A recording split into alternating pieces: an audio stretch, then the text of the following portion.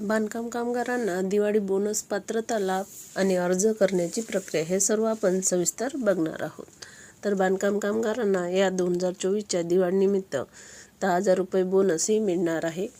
आज आपण याबद्दल माहिती बघणार आहोत. या योजनेचे बांधकाम कामगार दिवाळी बोनस किती बांधकाम कामगारांना किती दिले जाते हे याची माहिती घेणार आहोत. तर बांधकाम क्षेत्रात तसेच इतर क्षेत्रात काही कमी पगारावर काम करणारे लोक राहत असतात. कमी पगार असल्यामुळे त्यांना त्यांच्या कुटुंबाच्या गरजा पुरविणे शक्य होत नाही.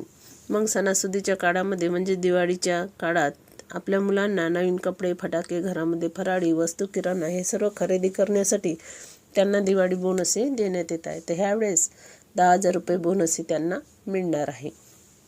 तर ते कशा पद्धतीने मिळणार, त्याच्यासाठी काय कागदपत्रे लागणार, कशा पद्धतीने ऑनलाईन किंवा ऑफलाईन फॉर्म भरावा लागणार हे याच्यावर सविस्तर